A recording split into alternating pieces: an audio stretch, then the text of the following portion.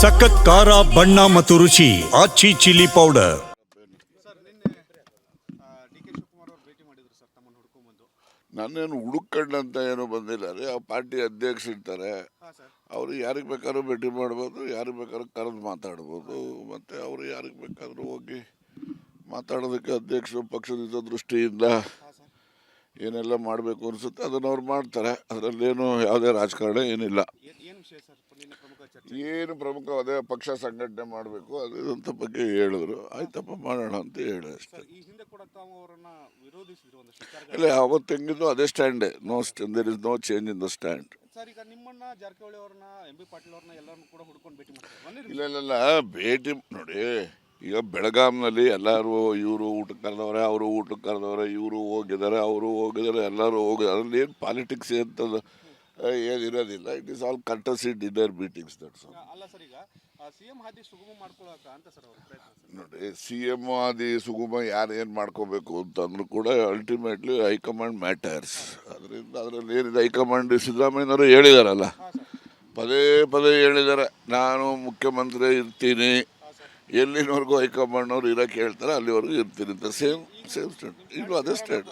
ನಾನು ಇವಾಗಲೂ ಸಿದ್ದರಾಮಯ್ಯನವ್ರ ಪರಾನೇ. D K Shivakumar ಅಷ್ಟೇ ಪ್ರಯತ್ನ ಮಾಡಿದ್ರು. ಅವ್ರು ಏನೇ ಈ ಪ್ರಯತ್ನ ಮಾಡಿ, ನಾನು ಹೇಳಿದ್ದೀನಲ್ಲ ಏನೆಲ್ಲ ಹಿಂದೆ ಹೇಳಿದ್ದೀನಿ, ಅದೆಲ್ಲ ಸ್ಟೇಟ್ಮೆಂಟ್ಗೂ even today I stand by that. There is no change. C M ಆಗಿ ಮುಂದೆ ಅವ್ರದ್ದೇನಾದ್ರು ಮಾಡಿದ್ರು ಕೂಡ ಆ ಥರದ ಪರಿಸ್ಥಿತಿಗಳು ನಾನೇನೇನು ಹೇಳಿದ್ದೀನಿ ಅದೆಲ್ಲದಕ್ಕೂ ಬದ್ಧ.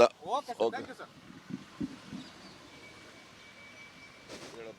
ಸರ್ ನಿನ್ನೆ ಡಿ ಕೆ ಶಿವಕುಮಾರ್ ಅವರು ಭೇಟಿ ಮಾಡಿದ್ರು ಸರ್ ತಮ್ಮನ್ನು ಹುಡ್ಕೊಂಡ್ಬಂದು.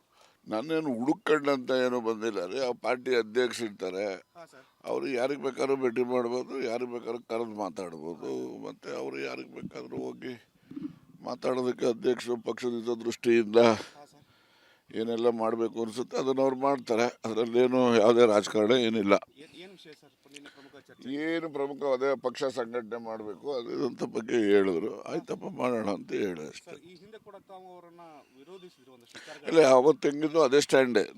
There is no change in the stand. Sir ಈಗ ನಿಮ್ಮನ್ನ ಜಾರಕಿಹೊಳಿ ಅವ್ರನ್ನ ಎಂ ಬಿ ಪಾಟೀಲ್ ಅವ್ರನ್ನ ಎಲ್ಲರನ್ನು ಕೂಡ ಹುಡ್ಕೊಂಡು ಭೇಟಿ ಮಾಡ್ತಾರೆ. ಇಲ್ಲ ಭೇಟಿ ನೋಡಿ. ಈಗ ಬೆಳಗಾಂನಲ್ಲಿ ಎಲ್ಲರೂ ಇವರು ಊಟಕ್ಕೆ ಕರೆದವ್ರೆ, ಅವರು ಊಟಕ್ಕೆ ಕರೆದವ್ರೆ, ಇವರು ಹೋಗಿದ್ದಾರೆ, ಅವರು ಹೋಗಿದ್ದಾರೆ, ಎಲ್ಲರೂ ಹೋಗಿದ್ದಾರೆ. ಅದ್ರಲ್ಲಿ ಏನು ಪಾಲಿಟಿಕ್ಸ್ ಅಂತದ್ದು ಏನಿರೋದಿಲ್ಲ. It is all courtesy dinner meetings. That's all. ಅಲ್ಲ ಸರ್, ಈಗ ಸಿ ಎಂ ಹಾದಿ ಸುಗಮ ಮಾಡ್ಕೊಳಕ ಅಂತ ಸರ್ ಅವ್ರ ಪ್ರಯತ್ನ ಸರ್. ನೋಡಿ, ಸಿ ಎಂ ಆದಿ ಸುಗಮ ಯಾರು ಏನು ಮಾಡ್ಕೋಬೇಕು ಅಂತಂದ್ರೂ ಕೂಡ ಅಲ್ಟಿಮೇಟ್ಲಿ ಹೈಕಮಾಂಡ್ ಮ್ಯಾಟರ್ಸ್. ಅದರಿಂದ ಅದರಲ್ಲಿ ಏನಿದೆ, ಹೈಕಮಾಂಡ್ ಸಿದ್ದರಾಮಯ್ಯನವರು ಹೇಳಿದಾರಲ್ಲ, ಹಾಂ ಸರ್.